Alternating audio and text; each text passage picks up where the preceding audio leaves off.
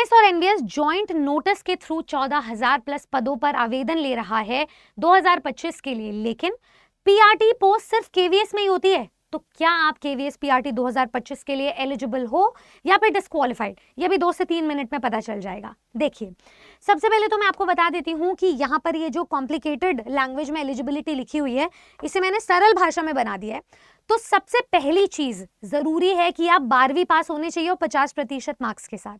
साथ ही साथ में आपका कोई एलिमेंट्री एजुकेशन में कोर्स होना चाहिए, चाहे वो 2 साल का डीएलएड कोर्स हो एनसीटी द्वारा रिकॉग्नाइज्ड, या फिर वो 4 साल का बीएलएड कोर्स हो, या फिर अगर ये भी नहीं है तो 2 साल का आपका डीएलएड इन स्पेशल एजुकेशन कोर्स है आरसीआई के द्वारा, रिहैबिलिटेशन काउंसिल ऑफ इंडिया के द्वारा प्रोवाइडेड। इसमें एक पार्ट ये है कि आपका जो एनसीटी रिकॉग्नाइज्ड 6 महीने का एक ट्रेनिंग प्रोग्राम है वो कंप्लीट होना चाहिए। उस प्रोग्राम का नाम है special program in elementary education. सिर्फ और सिर्फ तब आप एलिजिबल हो ये स्पेशल एजुकेशन वाले पॉइंट के लिए, ठीक है। तो ये चीज होनी चाहिए। दूसरा पार्ट ये कि आप सीटेड पेपर 1 में क्वालिफाइड होने चाहिए हो, इसका मतलब कोई अपीयरिंग वाले नहीं चलेंगे।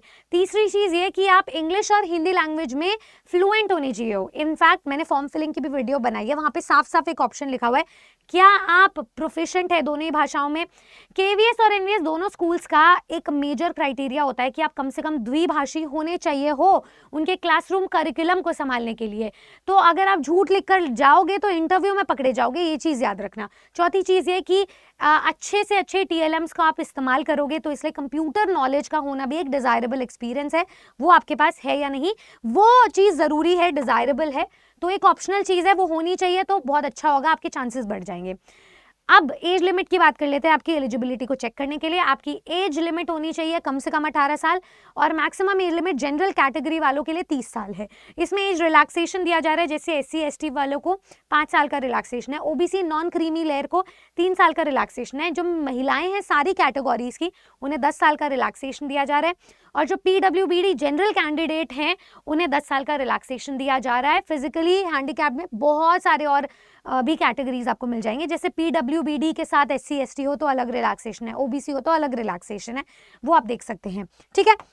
मैंने आपको बेसिक एलिजिबिलिटी बता दी है। सबसे पहली और फर्म कंडीशन इसमें ये रहेगी कि आपकी जितनी भी एलिजिबिलिटी है आपकी एजुकेशनल क्वालिफिकेशन को लेकर और एज लिमिट को लेकर, अपनी कैटेगरी को लेकर के, वो सब पूरी होनी चाहिए 4 दिसंबर से पहले पहले। तो आपके पास उन सबके डॉक्यूमेंट्स, उन सबकी मार्कशीट, उन सबका सर्टिफिकेट 4 दिसंबर से पहले पहले का होना चाहिए, या 4 दिसंबर का है तो भी चलेगा, लेकिन उसके बाद की डेट नहीं चलेगी, इसलिए अपीयरिंग वाले कैंडिडेट्स अलाउड नहीं है। तो अब आप मुझे बताएंगे कॉमेंट सेक्शन में कि क्या आप केवीएस पीआरटी के लिए एलिजिबल हो। साथ ही साथ में मैं कुछ एक्स्ट्रा पॉइंटर्स भी डिस्कस करने वाली हूं। देखो, इस बार चैलेंज ये आ रहा है कि वैकेंसीज बहुत कम है। अगर मैं पिछली बार केवीएस पीआरटी की बात करूं तो 6414 पद तो पिछली बार पीआरटी में ही मिल रहे थे, और पीआरटी म्यूजिक के भी आपको एडिशनल पद मिल रहे थे, तो ऑलमोस्ट 7000 पदों पर वैकेंसीज थी। इस बार जो केवीएस पीआरटी के पद मिल रहे हैं वो 3365 समथिंग है, तो पद आपके जो है कम हो गए हैं। दूसरी चीज है कि अब ज्वाइंट एग्जाम हो गया है, तो हो सकता है जो एनवीएस टीजीटी या पीजीटी का कैंडिडेट है बाय एनी चांस वो केवीएस पीआरटी में एलिजिबल है, तो यहाँ कंपटीशन आपको बढ़ता हुआ नजर आएगा, ज्यादा नंबर ऑफ कैंडिडेट्स मिलेंगे, ज्वाइंट नोटिस है इसलिए। और मेजर चीज ये कि आपका एग्जाम पैटर्न पूरी तरीके से बदल गया है, चाहे पीआरटी हो, चाहे टीजीटी या फिर पीजीटी, आपको 3 चरणों में ये परीक्षाएं देनी है। टियर 1 आपका प्री होगा, टियर 2 आपका मेंस होगा, और टियर 3 आपका इंटरव्यू होगा। इंटरव्यू पीआरटी लेवल पे सबसे ज्यादा मेजर रोल आपके लिए बनाता है। अगर आप हमारे पुराने इंटरव्यूज चेक करोगे, सक्सेस स्टोरीज चेक करोगे, तो आपको पता चलेगा किस हिसाब से पीआरटी टीचर्स को ग्रिल किया जाता है और सवाल पूछा जाता है। अगर आप मेंस की बात करोगे तो ईएमआरएस में ऑलरेडी मेंस की तैयारी चल रही है, यूपी ने भी अडेप्ट कर लिया है ये मेंस का प्रोसीजर एलटी ग्रेड की परीक्षा के थ्रू। तो हम ये नहीं चाहते हैं कि आप इन एग्जाम्स में पीछे रहें। अगर आप भी पीआरटी, टीजीटी, पीजीटी या किसी भी एग्जाम को पास करना चाहते हो तो आपको एक डायरेक्शनल अप्रोच की जरूरत है। इसका मतलब आप बहुत सारे रिसोर्सेज, बहुत सारी बुक्स इकट्ठा कर करके कहीं पे भी नहीं जा सकते। आपके पास समय बहुत कम है। प्री का एग्जाम पुराने पैटर्न को फॉलो करोगे तो जनवरी फरवरी के बीच में ही देखने को मिल जाएगा, क्योंकि इसके बाद मेंस भी है और अगले साल तक इन्हें पूरी ज्वाइनिंग अपनी स्टार्ट करवानी है।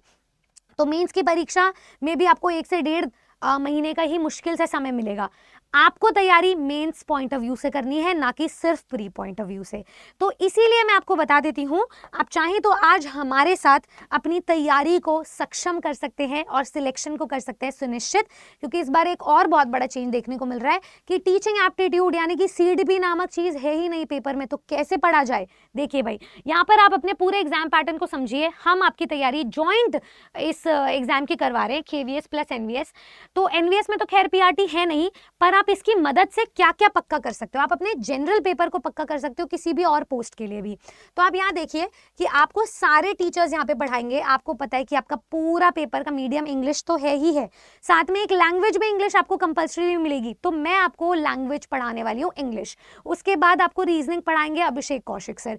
हिंदी, अगर आप हिंदी लैंग्वेज चूज करते हो तो प्रियंका मैम आपको हिंदी पढ़ाएंगे। आयुष सर आपको मैथ्स पढ़ाने वाले हैं, ठीक है। फिर उसके बाद आपको ये टीचर्स पढ़ाएंगे जिसमें कंप्यूटर एप्लीकेशन है, फिर आपका थोड़ा जो भी जनरल पार्ट होगा वो पढ़ाएंगे।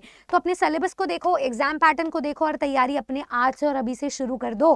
किसी भी बैच में आप जुड़ सकते हो इस दिए गए नंबर पे कॉल करके, नंबर पे कॉल कर सकते हो। साथ ही साथ में जैसे आप बाय नाउ पे जाओगे तो ये इंस्ट्रक्शन फॉलो कर लीजिएगा कि आपका बैच का ओरिजिनल प्राइस है 8000, आपको डिस्काउंटेड कूपन कोड लगाना है Y449, Y449। जैसे आप ये डिस्काउंटेड कूपन कोड लगाओगे तो कोई भी एक बैच का प्राइस आपको 1599 में मिल जाएगा। 8000 का बैच था, डिस्काउंट मिला 1599 में। इसमें हम आपकी कंप्लीट तैयारी करवाने जा रहे हैं, ठीक है। तो यहाँ पर ये आपका डिस्काउंटेड कूपन कोड है, ये आप नोट डाउन कर लीजिए। टियर 1 की भी तैयारी होगी यहाँ पे और टियर 2 की भी तैयारी होगी। बैच की वैलिडिटी 12 महीने तक है, तो अगले 1 साल में तो आप इंटरव्यू तक देख लोगे, राइट। तो इस हिसाब से अपनी तैयारी को पक्का करें। दूसरा मैं एक बता देती हूँ, अगर आपको पेपर 1 के सब्जेक्ट्स को सिर्फ पक्का करना है, जो आपका जनरल पेपर का सब्जेक्ट है, तो यहाँ पर केवीएस प्लस एनवीएस के इस बैच में भी आप एनरोल कर सकते हो। किसी भी एक बैच में एनरोल करो, अपने सिलेक्शन को करो सुनिश्चित, लेकिन आज ही, क्योंकि हमारे बैचेस शुरू हो रहे हैं 1 दिसंबर से। मैं आपको बता दूं कि हमारे सारे टीचर्स अपना स्टडी प्लानर सबमिट कर चुके हैं, वो मास्टर प्लान है। उसके अलावा आप बेस्ट रिसोर्सेज कहीं और से नहीं ढूंढ कर ला सकते हो। आप हमारे पुराने अगर वीडियोस देखोगे, सिलेक्शन स्ट्रैटेजीज देखोगे, तो आपको समझ आ जाएगा कि ऐसे टीचर्स की टीम जो परिवर्तन ला सकती है समय के अनुसार, चेंज पैटर्न के अनुसार, वो मिलेगी आपको टीचर्स आरा 24/7। तो आरा 24/7 की इस खासियत को अपनाएं और सिलेक्शन को आज ही करें सुनिश्चित। हम और आपकी हमारी पूरी टीम इंतजार करेगी आपका हमारे इन बैचेस में, तो जुड़ना मत भूलिएगा। बाकी और कोई डाउट आपका पीआरटी को लेकर के रह गया हो तो मुझे कमेंट करके जरूर बताएं। ऐसी और वीडियोस के लिए सब्सक्राइब कर लें टीचर्स आरा 24/7 को, क्योंकि ट्रस्ट मी अभी बहुत कुछ और आना बाकी है। Good luck.